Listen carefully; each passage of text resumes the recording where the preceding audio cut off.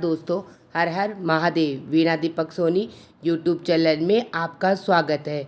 आज मैं आपको इस वीडियो के माध्यम से मनुष्य के किन कर्मों के कारण उसे कुत्ते का जन्म मिलता है इसके बारे में बताऊंगी। कहा जाता है कि मनुष्य को कर्मों का फल, अच्छे कर्मों का अच्छा फल, बुरे कर्मों का बुरा फल हमें यही भुगतना पड़ता है। अगर व्यक्ति अच्छे कर्म करता है तो उसे अच्छी योनि में जन्म मिलता है। वही अगर व्यक्ति मनुष्य बुरे कर्म करता है तो उसे बुरी योनि, कुत्ते, गाय, गधे, इस योनि में जन्म लेना पड़ता है। इंसान के कर्मों से ही उसका आज और कल निर्भर करता है। कर्मों से जाने अगले जन्म में हमें क्या मिलेगा, पशु योनि मिलेगी या इंसान थ्योरी। इस जन्म में मनुष्य योनि मिलने का अर्थ यह नहीं है कि अगला जन्म भी हमें इसी योनि में मिलेगा, क्योंकि जीवन, मरण और अगला जन्म सब कुछ कर्मों के आधार पर ही तय होता है। लेकिन कई बार गलत कार्य करने वाले यह सोचते हैं कि उन्हें कोई नहीं देख रहा, तो क्या ये समस्या है। इसी आधार पर कई बार लोग दूसरों को हानि पहुंचाते हैं। कभी बेवजह किसी की हत्या कर देते, तो कभी कोई चोरी, डकैती या फिर अपनों के साथ धोखाधड़ी। लेकिन क्या आप जानते हैं कि इन सारे कर्मों के गंभीर परिणाम हो सकते हैं। इनके आधार पर सियार, गिद्ध, सांप, गधा, कोच यानी जन्म में मिल सकता है। तो कर्म थ्योरी के आधार पर हमें हमारे कर्मों के हिसाब से योनि में जन्म लेता है।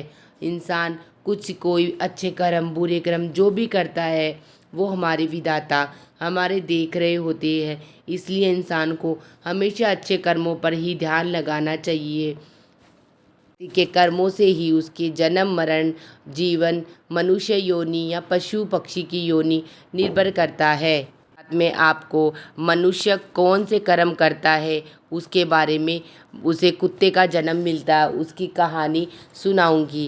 पहले आपको मैं बताती हूँ, एक कहानी सुनाती हूँ, लेकिन आप आधा अधूरा गान इंसान के लिए अच्छा नहीं होता है, तो कहानी को आधी अधूरी छोड़कर मत जाना। कहानी को शुरू से लेकर अंत तक जरूर सुनाना। एक समय की बात है, महादेव कैलाश पर्वत पर विराजमान थे। तभी माता पार्वती घूमते हुए, भ्रमण करते हुए महादेव के सामने आके प्रकट होती है। वह महादेव मेरे नमस्कार को स्वीकार कीजिए। महादेव बोलते हैं, हाँ पार्वती माता, कहिए आज क्या हुआ, आप इतनी परेशान क्यों दिखाई दे रही है मुझे। माता पार्वती कहती है, महादेव मैं परेशान नहीं हूँ।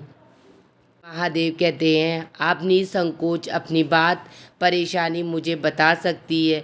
मैं आपको आपके उस सवालों, परेशानी का उत्तर दूंगा। तो माता पार्वती कहती है, महादेव आज मैं पृथ्वी लोक पर भ्रमण करके आ रही थी, तब मैंने देखा कि एक कुत्ता एक इंसान के पास बैठा हुआ था, लेकिन उस भिखारी ने खुद खाना खा लिया। उस कुत्ते को बिल्कुल भी खाना नहीं दिया। वह देख के वो कुत्ता वहाँ से चला गया। तो मेरे मन में ये सवाल आ रहा है कि मनुष्य को किन कर्मों की वजह से, किन पाप कर्मों की वजह से कुत्ते का जन्म मिलता है। तो भगवान महादेव कहते हैं, आपने पृथ्वी लोक के सभी लोगों के लिए अच्छा प्रश्न किया है, लेकिन मैं आपको एक कथा के माध्यम से इसको मैं बताऊंगा कि किस कारणों से मनुष्य को कुत्ते का जन्म मिलता है। आप मेरी इस कथा को अधूरी छोड़कर मत जाना, क्योंकि आधा अधूरा ज्ञान इंसान के लिए अच्छा नहीं होता। तब माता पार्वती कहती है, हाँ महादेव, मैं आपकी कहानी को प्रारंभ से लेकर अंत तक जरूर सुनूंगी। मुझे आप बताने की कृपा कीजिए और पृथ्वी लोगों में भी इस कहानी का प्रचार करती हूँ। महादेव कहते हैं, आप कहानी को ध्यान पूर्वक सुनना। मैं कहानी सुनाता हूँ। एक समय की बात है, प्रभु श्री राम अपने राज दरबार में बैठे हुए थे। राज दरबार में अपने सभा मंडलों से बातें कर रहे थे।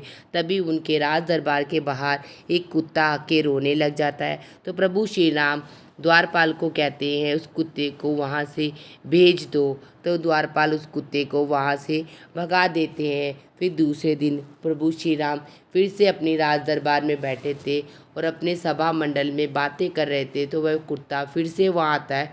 फिर ज़ोर ज़ोर से रोने लग जाता है। फिर प्रभु श्री राम कहते हैं उस कुत्ते को वहाँ से भगा के आओ। इस प्रकार भगवान श्री राम तीसरे दिन फिर से अपने राज दरबार में बातचीत कर रहे थे कि तभी वह कुत्ता फिर से आता है और ज़ोर ज़ोर से रोने लग जाता है। प्रभु श्री राम कहते आखिर इस कुत्ते की क्या रोने की वजह है?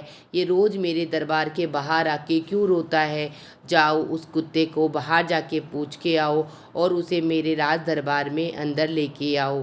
तब तब द्वारपाल राज दरबार के बाहर जाकर कुत्ते से कहते हैं कि प्रभु श्री राम ने तुम्हें अंदर बुलाया, राज दरबार में तुम चलो। कुत्ता कहता है मैं प्रभु श्री राम की कथन आज्ञा का पालन नहीं कर सकता, मैं राज दरबार के अंदर नहीं जा सकता क्योंकि मैं एक कुत्ता हूँ। तो कुत्ते का 4 जगह जाना मना होता है, एक तो राज दरबार में, एक भगवान के मंदिर में, एक रसोई घर में और एक गौशाला में। ये 4 पुण्य पवित्र जगह होती हैं जहाँ कुत्ते का जाना मना है। इसीलिए आप प्रभु श्री राम को बोलिए अगर उन्हें मुझसे मिलना है तो वह राज दरबार के बाहर महल के बाहर आकर ही मुझसे मिले, मैं उनसे मिलना चाहता हूँ। इस प्रकार राज का द्वारपाल दरबार में जाकर प्रभु श्री राम को कहते हैं कि भगवान श्री राम कुत्ते ने आपको बाहर ही बुलाया है, वो महल के अंदर राज दरबार में नहीं आ सकता। इस प्रकार भगवान श्री राम प्रभु श्री राम राज दरबार के बाहर आते और कुत्ते से पूछते कि तुम मेरे रोज दरबार के बाहर क्यों रोते हो? तुम्हारे मेरी राज दरबार में क्या किसी ने तुम्हें मारा है जो तुम यहाँ पे रोज आके ज़ोर ज़ोर से रोने लग जाता? वह प्रभु श्री राम को कुत्ता कहता है कि आप मेरा परिणाम स्वीकार करो। प्रभु श्री राम मैं आपसे न्याय मांगने के लिए आपके राज दरबार के बाहर आके खड़ा होता हूँ कि आप मुझे न्याय दीजिए। जिससे श्री राम कहते हैं आप मुझे बताइए कि आपके साथ क्या को किसने पीड़ित किया है कि आप मुझसे न्याय मांगने आए? उन्होंने कहा मुझे एक ऋषि ने इतनी ज़ोर से मारा कि मेरी टांग टूट गई और मैं चल भी नहीं पा रहा, तो आप मुझे न्याय दीजिए और ऋषि उस मुनिवर को सुनाइए। तो प्रभु श्री राम कहते हैं कि जाओ जिस ऋषि ने इस कुत्ते को मारा है उसको पकड़ कर लेके आओ। इसी प्रकार सैनिक लोग जाकर उस ऋषि को पकड़ के लाते हैं और राज दरबार के बाहर प्रभु श्री राम के सामने उपस्थित करते हैं कि यह ऋषि मुनि है जिसने इस कुत्ते को मारा, जिसकी वजह से इसकी टांग टूट गई। तो मुनिवर प्रभु श्री राम को प्रणाम करता है, हे प्रभु श्री राम मैं आपको प्रणाम करता हूँ, आप मेरे प्रणाम को स्वीकार कीजिए। भगवान श्री राम कहते हैं कि मैं आपके प्रणाम को स्वीकार करता हूँ, लेकिन आप मुझे ये बताइए कि आपने इस कुत्ते को क्यों मारा कि जिसकी वजह से यह चल भी नहीं पा रहा। तब मुनिवर कहता है, हे प्रभु मैं अपने भिक्षा से सामान को लेकर जा रहा था, लेकिन इस कुत्ते ने मेरे भिक्षा के सामान को मुंह लगा के जूठा कर दिया, जिसकी वजह से मैंने एक पत्थर उठा के इसके ऊपर मारा, लेकिन वो पत्थर बड़ा होने की वजह से इसकी टांग टूट गई। तो भगवान श्री राम ने कहा आप तो महात्मा हो, ये तो कुत्ता है, इसे तो नहीं पता क्या सही है क्या गलत है, फिर भी आप ऋषिवर आपने इस कुत्ते के साथ अच्छा व्यवहार नहीं किया, आपने पाप तो किया है, इसकी सज़ा आपको मिलेगी ज़रूर। आप एक ऋषि मुनि होकर भी आपने इस बोलने वाले कुत्ते के साथ अच्छा व्यवहार नहीं किया, इसीलिए आपको सज़ा तो मिलेगी। तो प्रभु श्री राम कुत्ते से पूछने लगे तुम ही बता दो इस ऋषि मुनि को क्या सज़ा मिलनी चाहिए।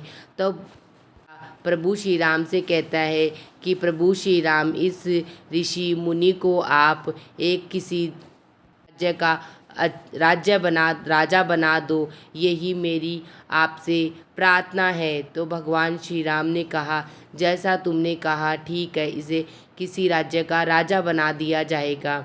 इस प्रकार उस महात्मा ऋषि को अच्छे कपड़े पहनाकर किसी राज्य का राजा घोषित कर दिया जाता है। उसके बाद में वह ऋषि मुनिवर राज्य करने लग जाता है। तो अपने राज्य में राजन शासन करते हुए हंसते हुए सोचता है कि मैंने तो उस कुत्ते के साथ कितना बुरा किया और उसको मारा था, लेकिन कुत्ता तो कितना अज्ञानी है कि उसने मुझे किसी राज्य का राजा ही बना दिया। इस प्रकार वह शासन करने लगा। लेकिन प्रभु श्री राम के दरबार में अन्य लोग ये बातें सोच सोच के परेशान थी। आखिर कुत्ते ने भगवान श्री राम ने इस ऋषि को देने की बजाय इसे किसी राज्य का राजा कैसे बना सकते हैं। इस प्रकार वह सब लोग बातचीत करते हुए परेशान हो रहे थे। तब वो प्रभु श्री राम के पास आकर प्रभु श्री राम को प्रणाम करते और कहते, भगवान श्री राम, हम आपसे एक बात पूछने आए हैं। तो भगवान श्री राम कहते, क्या हुआ, आप लोग इतने परेशान क्यों हो। तो वो कहते हैं कि भगवान श्री राम, हमें आपसे एक प्रश्न का उत्तर चाहिए। आखिर आपने उस ऋषि को राजा क्यों बनाया। उसने तो पाप किया था और आपने उसे राजा कैसे बना दिया। तब भगवान श्री राम कहते हैं, इस प्रश्न का उत्तर तो आपको वह कुत्ता ही दे सकता है कि उसने इसे देने की बजाय इसे किसी राज्य का राजा क्यों बनाया है। इस प्रकार सोचकर प्रभु श्री राम से आज्ञा लेकर वह सभी लोग उस कुत्ते के पास जाते हैं और कुत्ते से पूछते हैं, आखिर क्या वजह आपने उस ऋषि को उसके पाप की सजा न देकर उसे किसी राज्य का राजा बना दिया।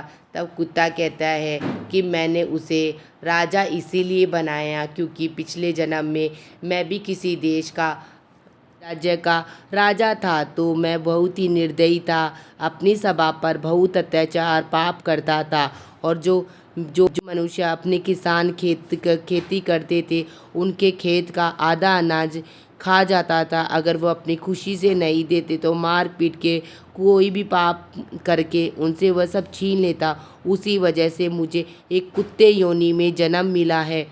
मैंने उस ऋषि को भी यही कुत्ते योनि में कि अग्नि योनि उसे भी कुत्ते की मिले, जिससे जो मैं पीड़ित हो रहा हूँ, परेशान हो रहा हूँ कि कुत्ते को किस प्रकार रोटी के लिए भटकना पड़ता है, फिर भी रोटी नहीं मिलती है, तो उस ऋषि को भी रोटी के लिए भटकना पड़ेगा। इसलिए मैंने उस ऋषि को किसी राज्य का राजा बनवाया है, जिससे अगले जन्म में उसे भी कुत्ते का जन्म मिलेगा और वह भी ये पाप भोगेगा।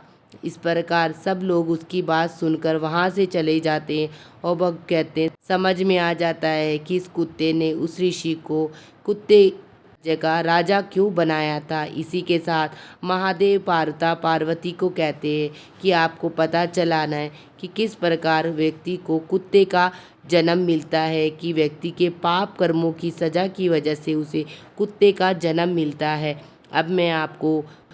अब आपको मैं बताऊंगा कि किन पाप कर्मों के कारण व्यक्ति को कौन सा जन्म मिलता है। आपके पहले सवाल का जवाब देता हूँ। महादेव आगे बताते हैं, दूसरे की पत्नी से संबंध बनाने वाला व्यक्ति घोर नरक में जाता है। फिर उसके बाद में उसे कुत्ते का रूप जो दूसरों की स्त्री के साथ संबंध बनाता है, उस मनुष्य को अगले जन्म में कुत्ते का जन्म मिलता है। फिर उसे गिद्ध, सियार, सांप और कौवा और अंत में बगुला की योनि प्राप्त होती है। इन सब जन्मों के बाद अंत में उसे मनुष्य योनि मिलती है। साथ ही बड़े भाई का अपमान करने वाले व्यक्ति को कोच नामक पक्षी के रूप में जन्म लेना पड़ता है। इतना ही नहीं, 10 वर्षों तक उसे इसी योनि में रहना होता है।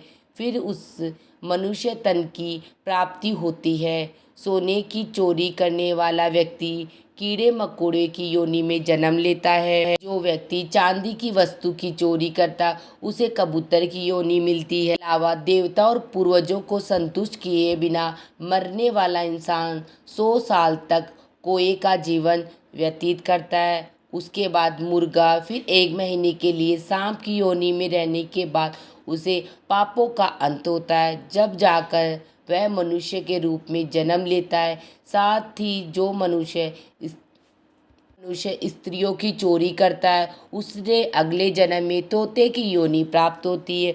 वही जो व्यक्ति किसी शस्त्र से किसी की जान लेता है उसे गधे की योनि में जन्म लेना पड़ता है। उसके बाद वह हिरण का जीवन व्यतीत करता है। फिर वही उसकी हत्या भी किसी शस्त्र से ही होती है। फिर वह मछली, कुत्ता, बाघ और अंत में मनुष्य योनि को प्राप्त करता है।